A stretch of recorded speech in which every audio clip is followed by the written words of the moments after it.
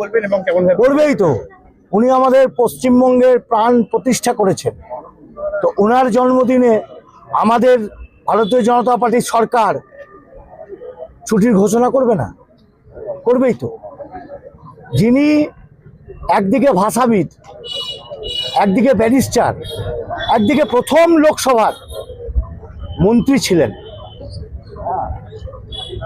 বাংলাদেশ যখন অবিভক্ত পশ্চিমবঙ্গের মধ্যে ছিল, সেই সময় আমাদের সনাতনী সংস্কৃতির মানুষদের উপরে যেভাবে অত্যাচারে নেমে এসেছিল তার বিরুদ্ধে তিনি প্রতিবাদ করেছিলেন এবং সাথে সাথে ভেবেছিলেন যে আগামী দিনের সুরক্ষিত থাকবে না এই সনাতনী সংস্কৃতির মানুষেরা।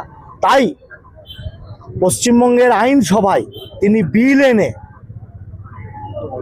অবিভক্ত বাংলা থেকে বেরিয়ে এসে পশ্চিমবঙ্গ গঠন করেছিলেন, যার জন্য আজকে আমরা এই ভূমিতে বেঁচে আছি। তো এই ভূমির প্রতিষ্ঠাতা যিনি, তার জন্য জন্মদিনে ছুটি ঘোষণা হবে না? এতদিন এই কংগ্রেস আর সিপিএম আর তৃণমূল এরা ইতিহাস ভুলিয়ে দিয়েছিল, এরা শ্যামাপ্রসাদ মুখার্জিকে ভুলিয়ে দিয়েছিল। তাই আগামী প্রজন্মকে জানাবার জন্য, আগামী প্রজন্ম যাতে জানতে পারে সঠিক ইতিহাস কি, শ্যামাপ্রসাদ মুখোপাধ্যায় কি করেছিলেন এই পশ্চিমবঙ্গের জন্য, গোটা ভারতবর্ষের জন্য, এবং এই শ্যামাপ্রসাদ মুখোপাধ্যায়কে পরিকল্পনা মাফিক কংগ্রেস সরকার সেই সময় কাশ্মীরে মেরে ফেলেছিলেন। এগুলো আজকে জানাতে হবে মানুষকে।